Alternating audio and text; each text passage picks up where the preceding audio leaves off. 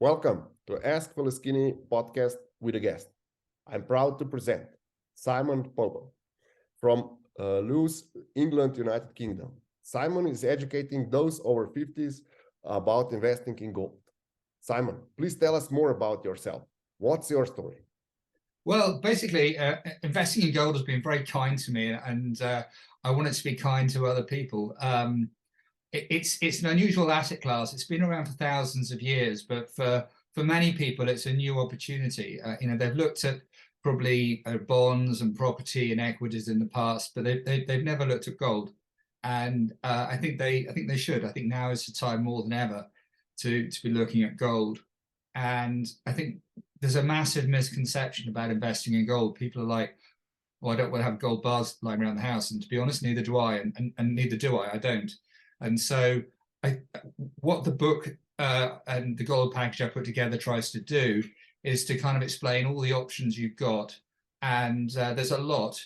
And, some are suitable for some people, some are suitable for others. But it's really to kind of get people started and interested in the asset class. Oh, great. You mentioned a couple of things. One is you have good experience.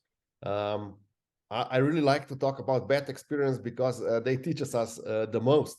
Did you have any bad experience with a business partner or with a client that you could discuss on this podcast? Yeah, sure. I mean, talking about the wide range of options, I mean, I use a fancy football format that people perhaps in the UK will understand more, but basically there's different degrees of risk. And for example, my child goes to a private school, so I put the fees in physical gold, which I view as less risky. And then in fancy football terms, that's my stadium. Then I've got a goalkeeper, which is like a massive company. A defender, which is still probably several billion market value. Then I've got midfielders, which are sort of smaller, and I've had some huge success with my forwards, which are explorers, which are far riskier, but the returns can be astounding. And I picked Chalice, which you can look up, and I picked it at around, I don't know, I think it's about 13.5, 14 cents. I can't actually remember exactly, but it went to over $10. So people made over 65 times their money on it. So, what I like about the sector is, you can have a nice, sensible approach to it. And yes, if you get some winners, it's fantastic. But I'm actually quite conservative myself, so I like to have more defensive positions. But it's like any team, you need players in all the positions to win. Okay, really nicely put it. So I would like to ask you more about the difference of the assets. How you're talking about the gold as an asset class, but then you divide it into different categories. So one is physical gold that you tend to avoid. Would you explain, please, why you're tending to avoid the physical gold? Yeah, I mean, physical gold, I mean, it's there, you own it, it's allocated. I mean, there's allocated and unallocated. I explained that in the book. But what I like it is, it's out the ground, it's there, it's stored, it's insured. I don't have anything on my property. And the value of that moves basically with the gold price. Then you've got producers, which largely move with the gold price, but obviously the amount they produce varies. So you've got sort of a variety of, sorry about this, you've got a variety of different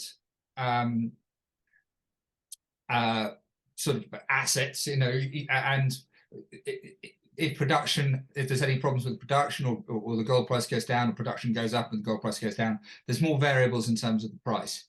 Midfielders, which are sort of explorers new to production, they're just less experienced at producing. And sometimes they've got a board which is a very experienced board at producing. Other times they've got a board which is a bit of a hangover from their exploration days. So the expertise is more to do with exploration than production, very different skill base. And the explorers are very much about, finding it. Some have already made some good discoveries. Others are very much, starting out. So even within that category, there's lots of different types of companies. So you're proposing direct investment in this sector or share purchases? That's right. I mean, basically, what I'm looking to do is to have some physical investment in gold, but then invest across a range of different companies. So you've got a broad exposure. I mean, what I personally like about the sector is, we're going to talk about gold really, but I mean, you've got silver, you've got other commodities, lithium, nickel, copper. And so what you can do is you can build a little portfolio. It doesn't have to be big, across a range of different commodities, a range of different currencies in different countries. And so it's a nice little diversifier away from what in most cases is the main investment for people, which is their physical house. So if it's in the UK, you've got massive exposure to property in sterling. If it's in the US, you've got massive exposure to property in US dollars. Mm-hmm. So I just like the fact you've got a bit of diversification. Okay, I will just ask you one more thing about physical gold. I have to get back. What do you think about jewelry and investing in jewelry? Is that a sound investment? Is that something you would do, or if not, why would you avoid that? Well, it's not so much I'd avoid it, but I mean, I think with jewelry, if you ever want to sell jewelry, someone will basically weigh it, look at the sort of purity of the gold, and give you a value based on the weight and purity. You're unlikely to get much in terms of uplift for the name and all the hard work that's gone into the jewelry. If it's a particularly big brand name, and it a lot depends on which channel you sell it through, then you could make a lot more money. But I think that if you want to have jewelry, I wouldn't put you off that at all. I think there's some beautiful jewelry around, but I think I buy it more because it's beautiful jewelry rather than it's gold. If I want to buy gold, I'll buy gold. Okay, and it's also that during the divorce, this jewelry could walk away. There is that. I think during a divorce, a lot of things can walk away, but yeah, that's likely to walk away as well. Yeah, okay. So I would like us to discuss another thing. You have quite a diverse portfolio, and most of our listeners are in a 6 to 7 figures range regarding their income. What would you think that would be for a person that is just started making 6 figures? What would be the right budget to start investing in gold for them? Well, it really depends on their personal situation and why they're doing it. But just to kick off, if you can imagine there was some crisis, I recommend that people use established, well-regarded sources of physical gold, and it'd be no surprise there aren't millions of those around. So if there was ever a crisis, you'd probably find that there's the few that there are absolutely inundated with people trying to set accounts up. So one of the things I say to people is, even if you're just going to put a few thousand in, or even a few $100 or pounds into it, just get the account set up. Get something, buy a gold coin. It doesn't have to be huge. And I think in terms of how much they put in, a lot depends on their circumstances. Are they saving for school fees or retirement, or are they looking to clear their mortgage? Exactly what are their circumstances? And I think that's something you need to discuss with your financial advisor. But everyone's circumstances are different. But I think the bottom line is you should get started. People spend their whole lives working for that gold medal in the Olympics, or if they work hard for their golden years, or if a child's been good, you say they've been as good as gold. There's kind of a lot of pointers to investing in gold, but very few people seem to have done it. Okay, how hard is to open an account with the institution like that? And how important is the London bullion market gold delivery list when choosing the institution? Well, look, I mean, first of all, you don't want it delivered. Secondly, every bullion dealer has their own criteria. It's not difficult, but it takes time. And it's one of those things where you're not going to open an account today and buy gold tomorrow. It's, it takes time. So what I say to people is, look, just get the process started. And buy one coin. It really doesn't matter. I've got a friend of mine who's made an absolute fortune from some of the ideas I've provided over the years, and I still can't persuade him to buy physical gold. And I've literally said to him, look, just go and buy a coin. Even if you don't agree with it, buy a coin. And he's made a fortune out of stuff that I've done. I mean, I've been very lucky, because of what I've done for him. I've never had to pay for the ski lodge, so my daughter's now a good skier. I've never paid for a summer holiday. I use his summer holiday house. And I've got that with a few people. So but if you don't believe in physical gold, just get some, and it doesn't have to be much. If you're earning 6-7 figures and you buy a coin, you probably spend that on, a bag of groceries. So, don't just be careful about your opinions on this. Okay. What would you say? Is there a healthy leverage that you can use in investing in gold, or would that be completely non-leverage investment? Yeah, I don't like leverage, particularly in gold, because it doesn't have an income. Talking about the team I put together, and the team I think investors should have, you probably find your gold keepers and defenders are paying a dividend, but gold itself doesn't yield anything, and therefore I don't think it's particularly suited to leverage, and especially in these days of higher interest rates. Obviously you want the gold price to go up, but there's always a risk that it could go down. And over long periods of time, it seems to have gone the right way, but there are periods of time where it could go down. And so personally, I don't like leverage on it. I mean, I think that if you invest in some of the goalkeepers and defenders, some of the larger companies, they've got debt in them. So you do have exposure to some leverage in the market. But I personally wouldn't, I'm a particularly low risk investor. I personally don't use leverage to buy my shares. I buy them with cash I've got. Okay, great insight. Can we talk a bit about your book about the gold and gold investment? Yeah, sure. I mean, basically what I've done is I've put together what I call the gold package, which are really the kind of things that I'm a professional investor. I do it for a living. And I thought, well, what are the key things that people need to know? And so the first thing I've done is my 6 pillars of investing, which is a kind of a bonus, which just takes people through how I look at investments. And it's not just gold, it's everything. And I want people to kind of believe in the asset class first. And so this is a way of getting them to think about investing. And obviously, I'm hoping that at the end of this, they say, yeah, I want to have some gold. But the whole idea is to be really even-handed, and let people kind of work out for themselves what they want to do. The next bonus I've got is, I think, incredibly valuable. And if I'm honest, I didn't realize how valuable it was when I started doing it.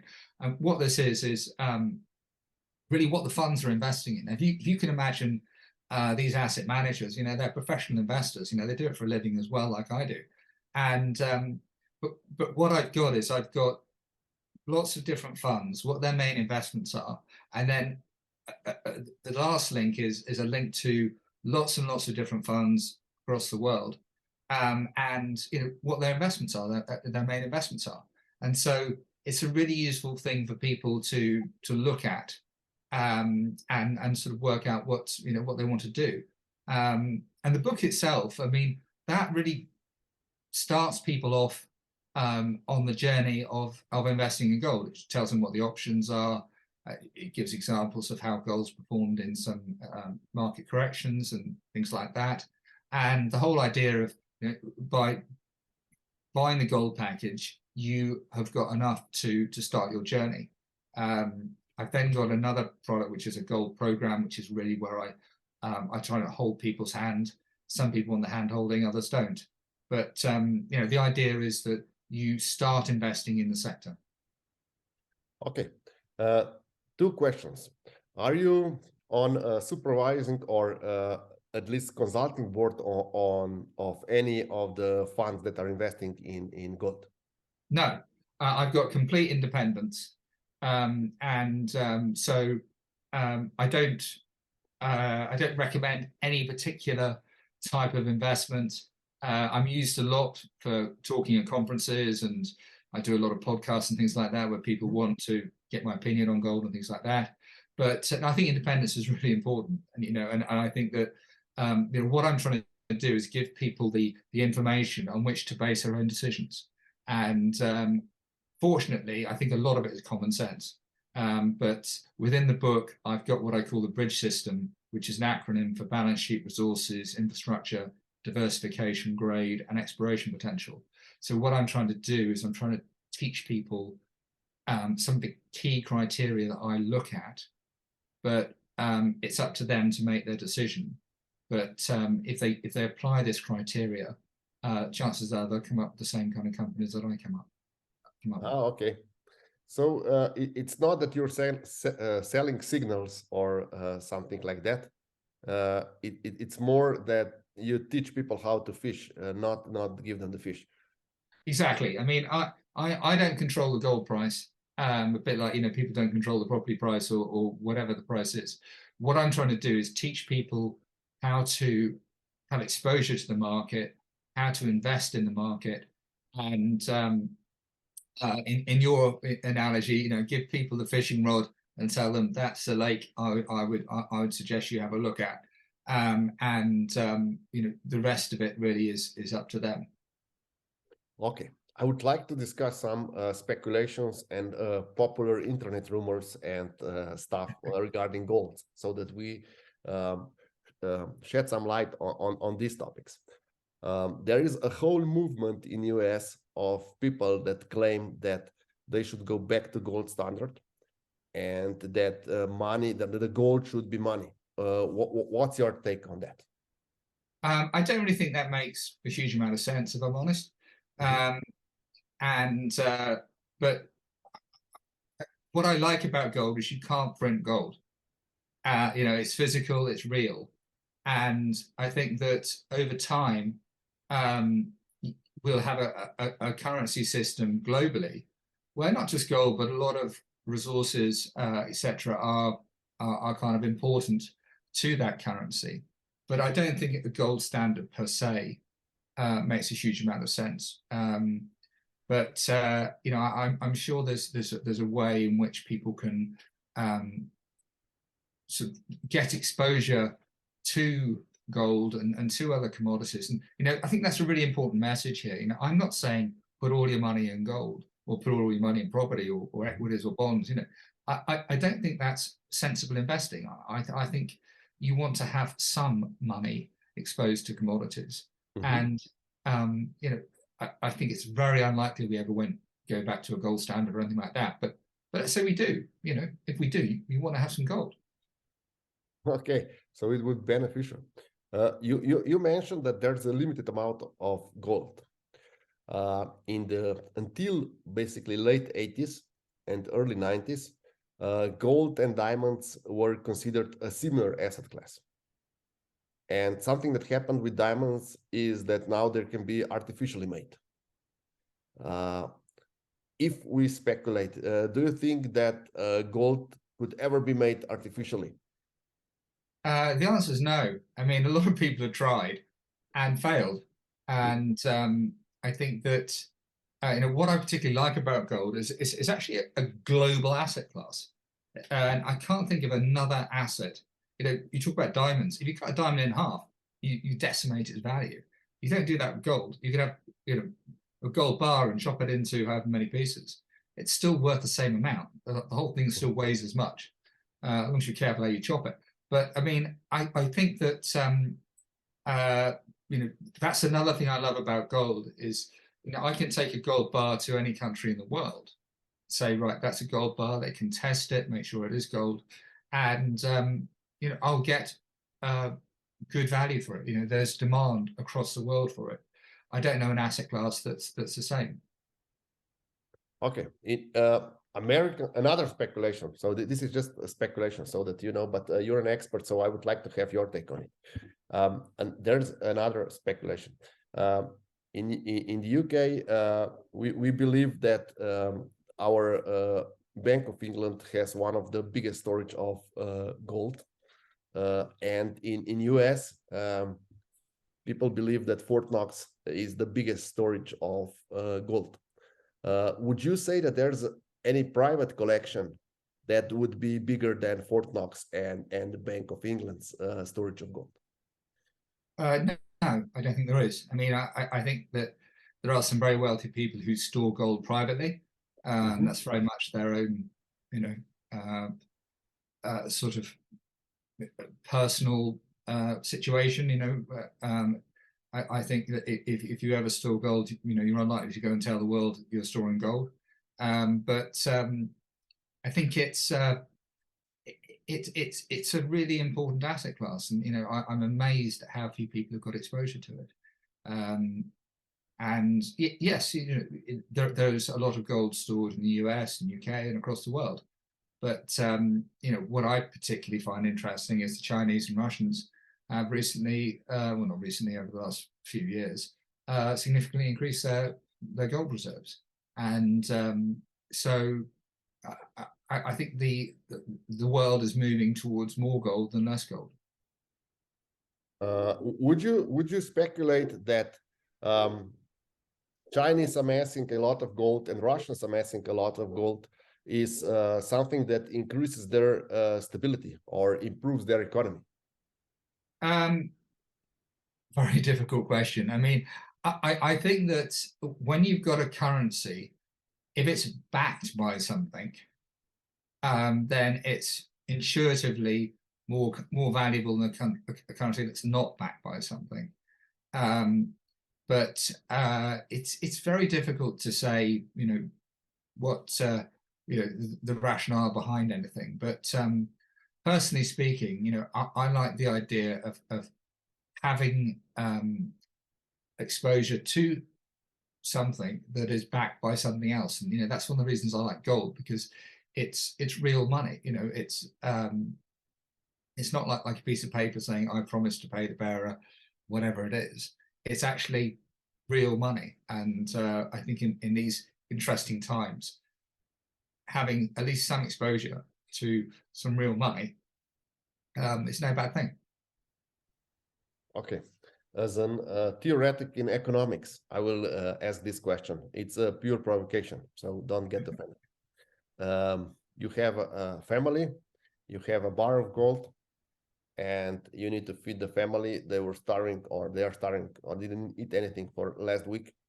And I have a bread of, let's say, 2 kilos of bread that could feed your family. Would you exchange your gold bar for my bread?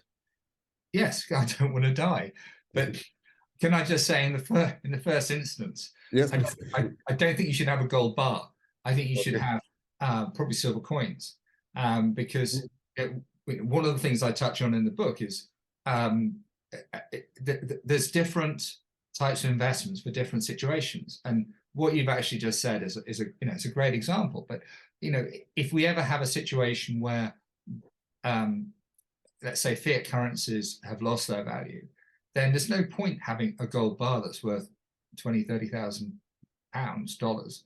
You're better off having loads of coins, because if you want to go to a supermarket or a petrol station, you want to have something that they want, and it is a fair exchange for what you're getting. Essentially it's bartering. And so if you fill your tank up with petrol, and let's say it's $100, you want one coin or two coins that are worth about $100, and someone will probably say, yeah, I'll take your silver coins or gold coins, whatever they are, because that's a fair deal. And if you're going to catch a flight, a plane for you and your family, then having a few gold coins probably means that you've got the right money for the cost of the flight. Whereas if you've got a gold bar, you've probably got way too much money. And it's a kind of, but yes, going back to your analogy, it's a liquidity problem. It's a liquidity problem and it's a divisibility problem. But that's another thing I like about gold. I could have the equivalent of a gold bar in coins, and they're all chopped up. And so I basically, in your analogy, you say, I've got all the coins on the table. You say, do you want the bread? And I said, well, look, here's a gold coin for the bread. And you're probably like, yeah, no, that's a fair deal. Here's 2 loaves, and here, can I have the other coin? And I'll probably say yes. But I think that's where gold really comes into its own. And, especially if you've got something, in the case of the UK, which is from the UK Mint, or in the US from the US Mint, someone looks at it and sees a golden eagle or a Britannia or whatever it is, and goes, yeah, I know that, I understand it, and I'm happy to give you my loaf of bread for your coin. One more historical question: are the Brits, let's say, to be blamed for such a popularization of gold these days? Because we know the Canadian mints are really popular as coins. Your royal coins are also popular. Do you think that popularization of gold in this new age, not the previous empires, is due to the British and the trading? In short, no. I think gold is, going back to what I said earlier, it's a global asset class. People all over the world view it as valuable, and it's interesting that there is clearly demand for it, and that's one of the things I like about gold in terms of an asset class, because the all-in sustainable cost of producing gold is broadly around $1,200, and the current price is, let's say, $1,950. So if the price goes below $1,200, there's be a lot of people, not everyone, but there'll be a lot of people who stop production, because why produce at a loss? And therefore supply obviously will contract, and if supply contracts, chances are, and demand stays the same, chances are price is going to go up. So yes, there's potential downside, but I think upside is pretty much open-ended. Okay, so where can our listeners get your book? Well, if they go to my website, www.brookvillecapital.com, click on there and you can buy the gold package. It's very cheap. It's about £4.97. And what I suggest you do is, read the book. It's only 97 pages. It won't take you long. You get these other bonuses for free, which I think you'll find very useful. And then, if having read it, you think the gold program's for you, sign up to the gold program and we'll get you cracking. Some people may decide that they don't want to do that, which is absolutely fine, but everyone's different. Okay, so I'm gonna include the links below in the description so that they can get to your book and other packages. Is there anything else you would like our listeners to take from this interview? Any quick tips or even secrets of the trade that you can share? No, all I'd say is if you decide you don't want to get the book or anything like that, all I'd say is just get some exposure to gold. Okay. So as said, I will put the links to your website and social media in the description below. Thank you, Simon, for being my guest tonight. Thank you very much. Really enjoyed it.